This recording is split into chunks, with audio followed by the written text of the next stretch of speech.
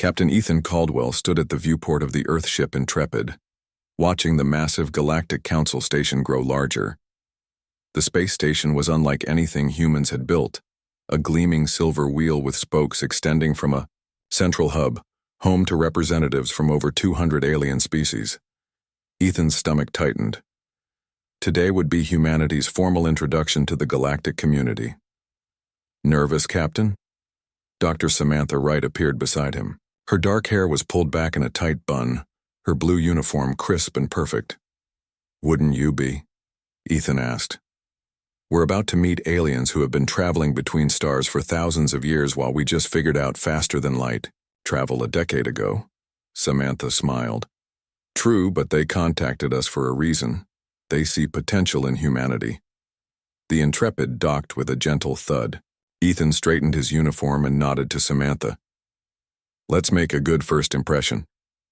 The station's docking bay was filled with creatures from across the galaxy. Some walked on many legs, others floated in special suits, and a few seemed to shift forms as they moved. Ethan kept his face calm, though his mind raced at the diversity of life around him. A tall, blue-skinned alien with 4 arms approached them. Welcome, humans. I am Counselor Mira of the Elysians. Please follow me to the council chambers. As they walked through wide hallways, aliens of all kinds stopped to stare at the humans. Some whispered to each other, others stepped back as if afraid. Is there a problem? Ethan asked Mira. The alien's face rippled in what might have been embarrassment. Forgive them. Many species are simply curious. Earth is the first planet invited to join the council in over 300 years. The council chamber was a vast room with rising tiers of seats surrounding a central speaking platform. Hundreds of aliens filled the seats, their voices creating a strange melody of clicks, whistles, and rumbles. Admiral Lisa Morgan was waiting for them at the entrance. Her gray-streaked hair and lined face showed her 50-plus years of military service. Captain Caldwell, Dr. Wright, good to see you made it. The formal introductions are about to begin. A bell-like sound rang through the chamber, and the noise died down. A tall, insect-like alien with gleaming black exoskeleton stepped onto the central platform. That's High Counselor Nex Tara, Admiral Morgan whispered. She leads the council. The High Counselor's voice was surprisingly melodic. Today we welcome the newest member of our galactic family, the humans of Earth. Their application for membership has been approved, and we look forward to sharing knowledge and resources with these newcomers. Polite clicking and humming filled the room. Alien applause, Ethan guessed. Would the Earth representatives please come forward? Nextera asked. Admiral Morgan led them to the platform. Ethan felt hundreds of alien eyes studying him. Thank you for this honor, Admiral Morgan said. Earth is eager to learn from the Council's wisdom and contribute what we can to galactic peace. More alien applause followed, but then a harsh voice cut through the sounds. This is absurd. The chamber went silent. A tall, thin alien with pale skin and 6 fingers on each hand stood up. Its head was hairless with ridges running from forehead to neck, and its eyes were large and completely black. The humans are barely out of their primitive stage, the alien continued. They still fight wars among themselves. They have damaged their own planet. And now we invite them to sit among us. Next, Tara's antennae twitched. Ambassador Krazak of the Zenithian Empire, you will respect the Council's decision. Krazak's thin lips curved in what might have been a smile. I simply question the wisdom of allowing primitive apes barely out of their trees to join our civilization. Ethan felt his face grow hot. Admiral Morgan put a warning hand on his arm, but he stepped forward anyway. With respect, Ambassador, Ethan said, keeping his voice level. Humans may be new to interstellar travel, but we have a rich history and culture. We've overcome many challenges on our world. Krazak laughed, a high, unpleasant sound. Yes, you've overcome challenges by killing each other and destroying your ecosystems. The Zenithian Empire has existed for 10,000 years without a single civil war. We mastered clean energy before humans discovered fire. Ethan squared, his shoulders. Every species has its path. Humans learn from our mistakes. A diplomatic answer, Krazak sneered. But tell me, Captain, What could humans possibly offer the galactic community? What skills do you bring that we don't already have? Dr. Wright stepped forward. Adaptability, Ambassador. Humans can survive and thrive in conditions that would kill most species. We're resourceful and creative. Krazak waved a six-fingered hand dismissively. Pretty words. The truth is that humans are violent, unpredictable, and dangerous. The Council has made a mistake.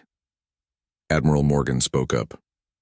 Ambassador, we came here in peace and friendship. If you have specific concerns about Earth, we're happy to address them properly in the appropriate forum. I have no interest in your primitive diplomatic gestures, Krazak said. The Zenithian Empire stands against Earth's membership. We will not share our technology with a species that might one day threaten us. Ethan couldn't stay quiet any longer. No one is threatening anyone, Ambassador, but humanity won't be insulted or bullied either. We've earned our place here through our own efforts. The chamber grew completely silent. Krazak's black eyes seemed to grow even darker. You dare to speak to me this way? The Zenithian hissed. Do you know who we are? The Zenithian Empire controls 50 star systems. We have technology you cannot even imagine. Yet here you are acting like a schoolyard bully, Ethan replied calmly. That doesn't speak well of your 10,000 years of civilization. Gasps echoed around the chamber. Admiral Morgan closed her eyes briefly as if in pain. Krazak's face twisted with rage. He pointed a long finger at Ethan. This human has insulted the honor of the Zenithian Empire. By our ancient laws, this is a declaration of hostility. Hi. Counselor Nextera stepped between them. Ambassador Krazak, surely you don't invoke the old codes over a simple exchange of words? I do exactly that, Krazak said. His voice had gone from hot with anger to cold and precise. The human challenged me publicly. Our laws are clear. He turned to face Ethan directly. Congratulations, Captain. You just declared war on the galaxy's most lethal species. The chamber erupted in chaos. Admiral Morgan grabbed Ethan's arm and pulled him back. What just happened? Ethan asked, stunned. Dr. Wright's face had gone pale. I think you just got humanity into its first interstellar war. Guards surrounded them and quickly escorted the humans from the chamber. Back aboard the Intrepid, Admiral Morgan paced the conference room. We need to return to Earth immediately, she said.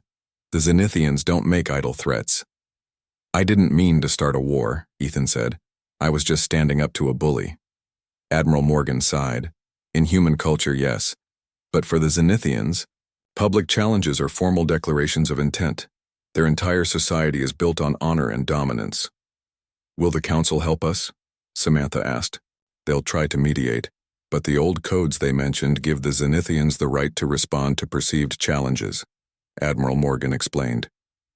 We need to prepare Earth for possible attack. As the Intrepid broke away from the station and set course for Earth, Ethan watched the stars streak by. He had wanted to make history as part of humanity's first contact team.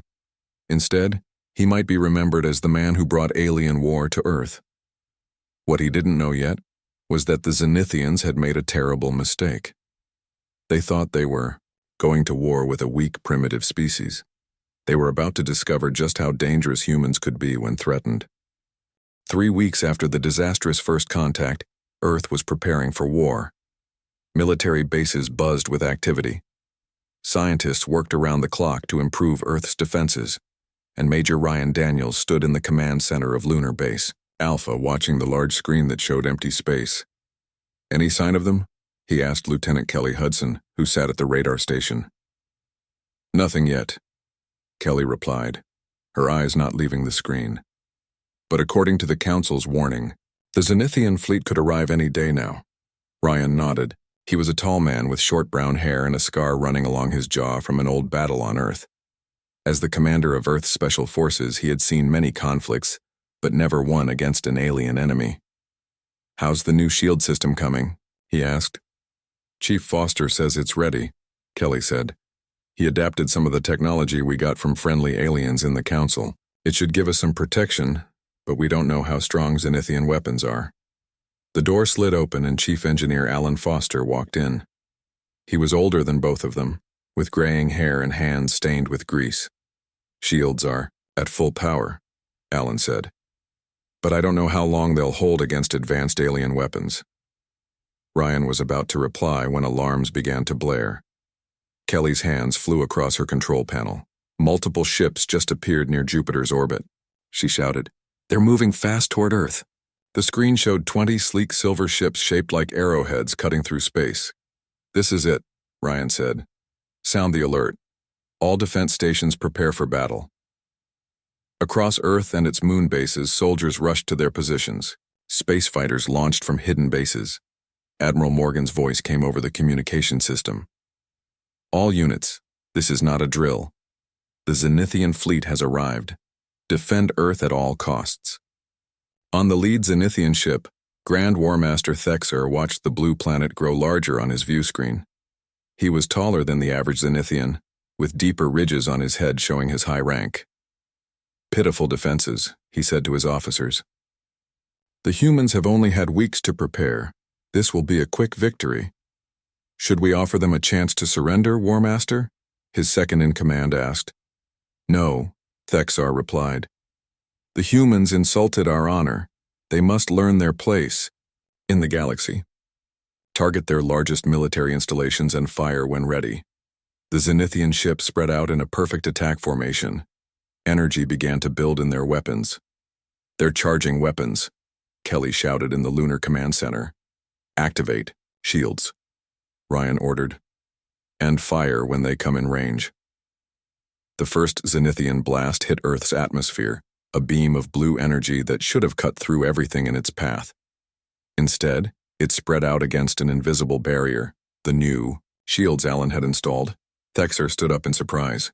"They have shield technology? Impossible. Their technological level is too low." "The Council must have helped them," his officer said. "No matter. Increase power and continue the attack." The Zenithian ships fired again, stronger this time. Earth's defense systems responded with missiles and energy weapons of their own. The space around Earth lit up with explosions and energy beams. On the moon, Ryan watched the battle with growing hope. The shields were holding, and Earth's weapons were doing some damage to the Zenithian ships. "Their technology is advanced," Alan said, "but not as much as they claimed, and they clearly underestimated us." Ryan nodded. "That gives me an idea. Lieutenant Hudson, get me a direct line to Admiral Morgan." Minutes later, Ryan was explaining his plan. "The Zenithians think we're weak. They're being careless. If we can get a small team aboard one of their ships, we might be able to capture it." Admiral Morgan's face on the screen looked doubtful. "That's extremely risky, Major." "So is waiting for them to break through our shields," Ryan countered. "If we capture their technology, it could change everything." After a moment, Morgan nodded. "Approved, but choose your team carefully." Ryan selected 5 of his best soldiers. They prepared quickly, putting on spacesuits designed for boarding operations. Their small stealth ship was almost invisible against the darkness of space. "Our target is the smallest ship at the edge of their formation," Ryan told his team. "They seem to be hanging back, probably a support vessel. Their attention is focused on the main battle. We'll dock silently and enter through their emergency airlock." The mission was dangerous. If they were detected too soon, their small ship would be destroyed instantly, but Ryan's pilot was skilled, and the chaos of battle provided good cover. They reached the Zenithian ship undetected and attached to its hull. "Cutting through now," one of Ryan's team whispered, using a laser tool on the outer door of the airlock. Inside, the Zenithian ship, alarms suddenly blared. "Hull breach in Section 4, a Zenithian officer shouted. But it was too late. Ryan and his team burst through the airlock, firing stun weapons. The Zenithians, unused to being boarded, fell quickly. "Secure the engine room and bridge," Ryan ordered. 2 teams split off while Ryan headed for what looked like the ship's command center. 3 Zenithians tried to stop him. They were fast and strong, but Ryan had trained for close combat all his life. He dodged their attacks and knocked them unconscious, one by one. On the bridge, the Zenithian captain reached for a control panel, likely trying to destroy the ship rather than let it be captured. Ryan's stun blast hit him just in time. "Bridge secure," Ryan reported through his communicator. Similar reports came from the engine room and other key areas. Ship is ours, Ryan said with a grim smile. Begin downloading all their data and secure. The Zenithian crew. Back on the main Zenithian warship, Thexar received the shocking news. Support Ship 7 has gone silent. Check their status immediately. We've lost all contact, his officer reported. And the battle is not going as expected. Human defenses are stronger than our intelligence suggested. Thexar's black eyes narrowed. Retreat to Jupiter's orbit. We need to reassess. The Zenithian fleet pulled back, leaving Earth's defenders surprised but relieved. In Lunar Base Command, Kelly watched the enemy ships retreat. We did it, she exclaimed. For now, Admiral Morgan said, joining them in the command center.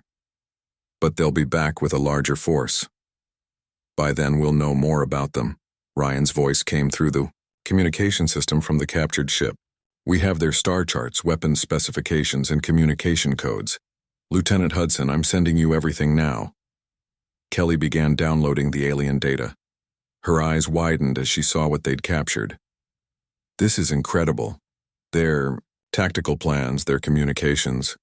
They really did think this would be an easy victory. Their mistake, Ryan said. They may be an ancient species with advanced technology, but they've forgotten something important. What's that? Admiral Morgan asked. How to fight a real war, Ryan replied. They've been the strongest for so long, they've become overconfident. They don't know what it's like to be the underdog, to fight when everything is against you. But humans know. We've been doing it our entire history. As the data from the Zenithian ship poured in, Earth's leaders began to see a path forward. The aliens were powerful but not invincible. They had weaknesses. And now, humanity knew how to exploit them. The Zenithians had declared war on what they thought was a primitive, helpless species. They were about to learn how wrong they were. 6 months into the war with the Zenithians, Commander Nicole Barnes stood on the bridge of her ship, the Shadow. The ship was small and fast, perfect for the mission ahead. Nicole was in her 40s, with short blonde hair and eyes that missed nothing. She had spent 20 years in Earth's Navy before the war began. Are we ready? She asked her crew. Yes, Commander, her pilot answered. The Zenithian supply depot is just ahead. Their sensors haven't spotted us yet. Nicole nodded. This would be their 5th attack on Zenithian supply lines in the past month. The war was not going the way the aliens had expected. After their first attack failed, they had returned with a bigger fleet, but humans kept surprising them with new tactics. Remember, Nicole told her crew, hit fast and disappear. We don't need to destroy everything. We just need to make them waste resources protecting their supplies. The Shadow moved silently toward a large space station orbiting a small moon. The station was a key point in the Zenithian supply chain, supporting their warships attacking Earth. Weapons ready, Nicole ordered. Target their fuel storage first, then their communication array. The Shadow suddenly dropped its stealth field and fired. Bright beams of energy struck the station. Explosions bloomed in space as fuel tanks ruptured. Before the station's defenders could respond, Nicole's ship had fired again, taking out the communication dishes. Get us out of here, Nicole ordered as Zenithian fighters scrambled to respond. The Shadow disappeared into the darkness of space just as quickly as it had appeared. Back at Earth's forward base on Mars, Dr. Paul Hernandez reviewed the latest information from the front lines. Paul was a xenopsychology expert, studying how alien minds worked. His dark eyes scanned reports from dozens of encounters with the Zenithians. What have you found? Agent Jack Miller asked, entering the room. Jack was tall and lean, his face weathered from years of covert operations. His latest mission behind enemy lines had just ended. Something interesting, Paul replied, pushing his glasses up. The Zenithians always follow the same patterns in battle. They never adapt. It's like they've forgotten how to deal with an enemy who fights differently than expected. Jack nodded. I noticed that too. Their commanders seem confused when we don't follow their rulebook for war. That's our advantage, Paul said, excitement in his voice. They've been the dominant species for so long. They've forgotten how to face a real challenge. Their society values order and predictability. Chaos frightens them. So we should be unpredictable, Jack said with a slight smile. Exactly. And there's more. Paul pointed to his screen.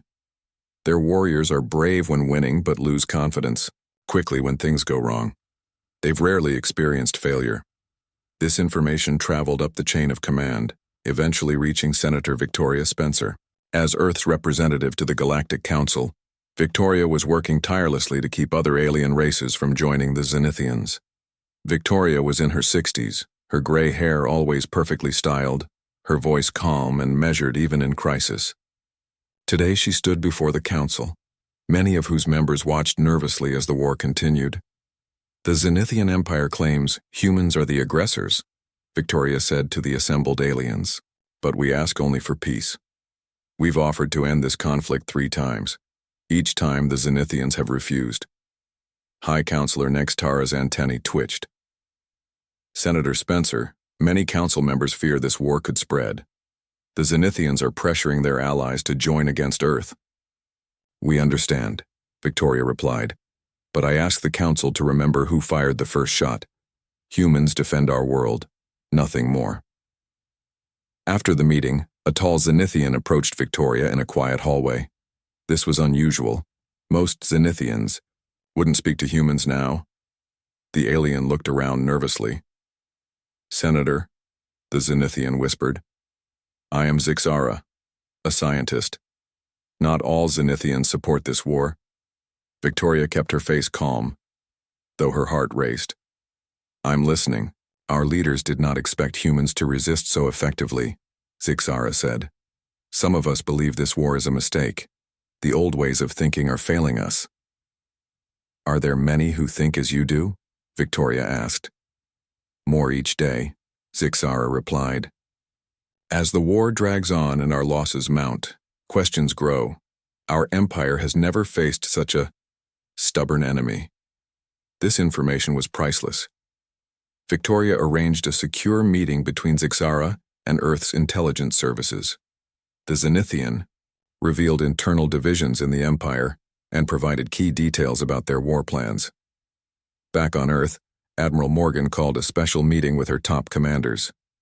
The room was filled with military leaders from around the world, now united against a common threat. The Zenithians are planning a major offensive, Admiral Morgan announced. According to our intelligence, they're bringing their main fleet to attack Earth directly. They think one massive strike will end the war. Let them come, Commander Barnes said. Our defenses are stronger than ever. And we have a new advantage, Lieutenant Kelly Hudson added. She had been promoted after her work analyzing the captured Zenithian ship. The Zenithians don't know we've broken their communication codes. We'll know their moves before they make them. Admiral Morgan nodded. There's more. Dr. Hernandez has developed a new strategy based on his research into Zenithian psychology. Paul stepped forward. The Zenithians value order above all. Their battle formations are perfect, their timing exact. But this creates a weakness. He displayed a simulation on the large screen. If we disrupt their formations here, and here, their entire attack plan falls apart. They struggle to improvise. The Earth fleet prepared for the coming battle. Ships moved into position, hiding behind Earth's moon or in low orbit. Special forces teams prepared boarding operations. And in laboratories across Earth, scientists worked on a secret weapon that might turn the tide for good. The weapon was Chief Engineer Alan Foster's creation. Using technology from the captured Zenithian ship, combined with human innovation, he had developed a device that could disrupt the enemy's ship systems. It works by creating a field that interferes with their power distribution, Alan explained to Admiral Morgan. Their ships won't be destroyed, but they'll lose weapons and shields for several minutes, long enough for us to disable them, Admiral Morgan said with approval. As Earth prepared, the massive Zenithian fleet approached. On the flagship, Grand War Master Thexar was confident of victory. This time, we bring overwhelming force, he told his officers. The humans have been lucky, nothing more. Today we end their resistance. What Thexar didn't know was that humans had spent their entire history fighting against overwhelming odds. From ancient battles to modern wars, humans had learned to adapt, to find weaknesses in stronger enemies. to never give up even when victory seemed impossible. The Zenithians had technology and numbers on their side, but humans had something the Zenithians had forgotten over their 10,000 years of dominance: the will to survive against all odds. As the Zenithian fleet entered the solar system, Earth's defenders waited. The greatest battle of the war was about to begin, and despite being outnumbered, the humans were ready. They had studied their enemy, learned their weaknesses, and prepared surprises that the overconfident aliens would never expect. The Zenithians thought they were about to crush a primitive species. Instead, they were about to learn why humans were the most dangerous opponents they had ever faced. The massive Zenithian fleet filled the view screens in Earth's Defense Command Center. Over 200 alien warships approached in perfect formation, their silver hulls gleaming in the sunlight. General Owen Rodriguez watched calmly, his weathered face showing no fear despite the overwhelming force headed toward Earth. "All ships in position," reported an officer. "Foster's disruptor devices are ready." "And the ground forces?" General Rodriguez asked. "Ready to repel any landing attempts, sir." General Rodriguez nodded. At 60, he had seen many battles on Earth. Now he commanded humanity's united military forces against an alien threat. The past 8 months had transformed Earth's separate armies into one fighting force. "Send the signal," he ordered. "Operation Phoenix begins now." Throughout the solar system, human ships waited in hiding. Some lurked behind asteroids, others in the shadow of Mars, and a special group sat powered down on the dark side of the moon. They were outnumbered 3-1, but they had surprise on their side. On the Zenithian flagship, Grand Warmaster Thexar watched Earth grow larger on the view screen. His black eyes showed no emotion, but inside he felt relieved. This war had gone on far too long. The humans had proven surprisingly difficult to defeat. "No sign of their fleet," reported his second-in-command. "They must be hiding behind their planet." "It doesn't matter," Thexar said. "No defense can withstand our full might. Today we finish this." Suddenly, alarms blared across the Zenithian fleet. Small, fast human ships appeared from their hiding places, attacking from all directions at once. They didn't target the main warships, but instead struck at the gaps in the formation. "What are they doing?" Thexar demanded. "Their attacks are too scattered to do serious damage." What the Zenithian commander didn't understand was that humans weren't trying to destroy his ships, yet. They were breaking up the perfect Zenithian formation, creating chaos where the aliens expected order. "Reform the lines," Thexar ordered. "Maintain formation." But it was too late.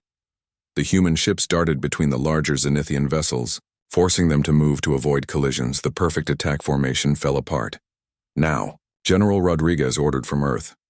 A new wave of human ships appeared, led by Commander Nicole Barnes in the upgraded Shadow. They carried Alan Foster's special weapon, the disruptor devices.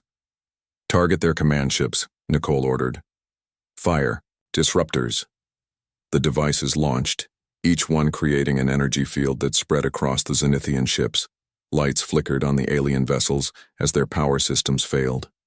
Weapons went silent. Shields disappeared. "What's happening?" Thexar shouted as his flagship systems shut down one by one. Lieutenant Commander Benjamin Taylor led the next phase of the attack. His teams of special forces launched from hidden ships, heading for the disabled Zenithian vessels. Ben was younger than most commanders, only 35, but he had proven himself a master of quick, decisive action. "Remember your training," he told his teams over the radio. "We take the ships intact if possible." Inside her laboratory on Earth, Dr. Christine Lee watched the battle unfold on her screens. She had spent months leading Project Phoenix, developing new technologies that combined human ingenuity with what they had learned from alien tech.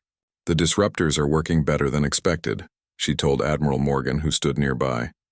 80% of the Zenithian fleet is experiencing system failures." "How long will the effect last?" the Admiral asked. "About 15 minutes, Christine replied.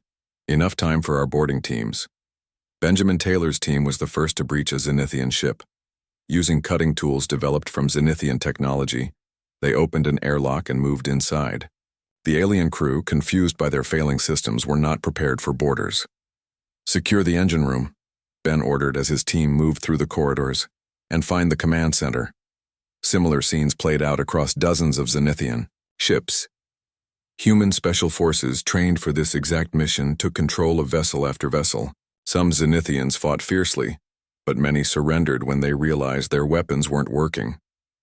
On the Zenithian flagship, Thexar watched in horror as his grand fleet fell into human hands.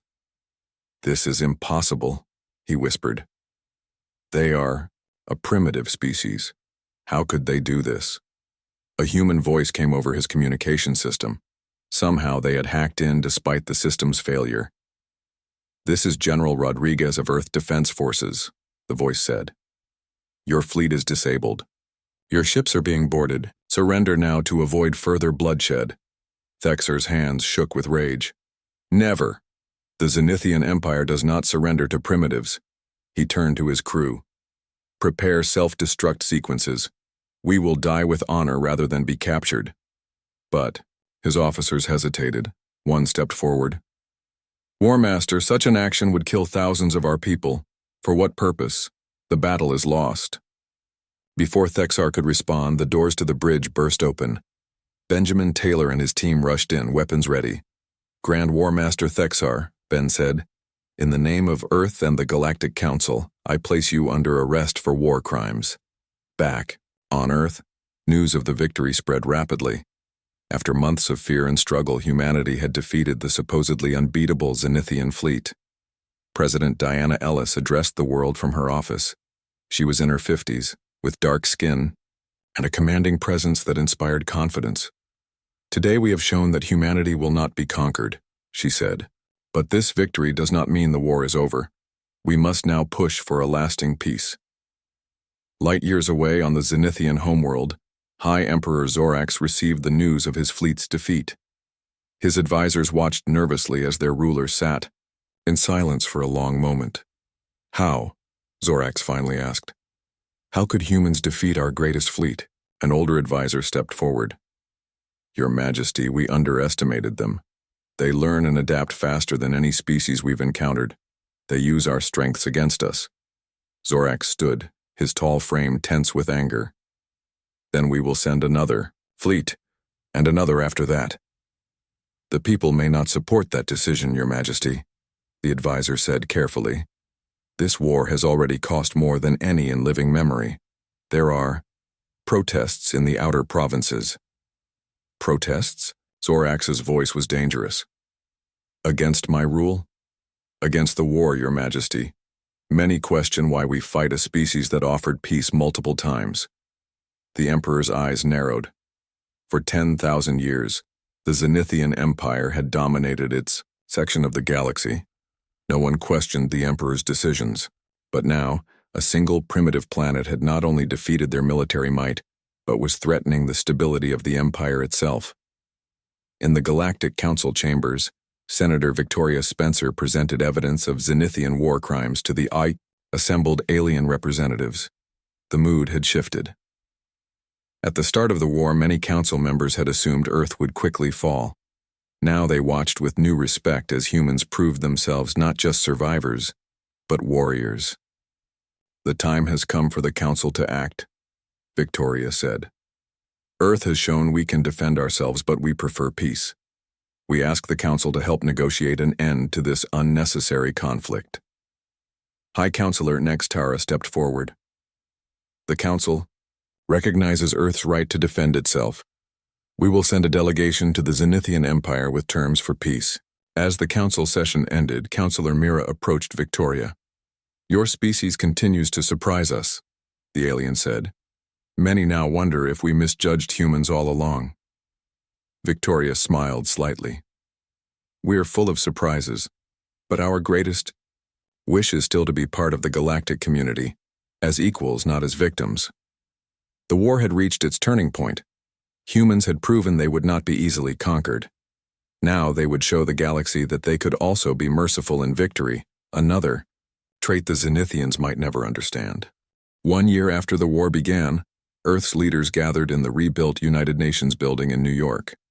The damage from early Zenithian attacks had been repaired, and now the hall was filled with representatives from every nation. At the center stood President Diana Ellis, waiting to address the assembly and the billions watching around the world.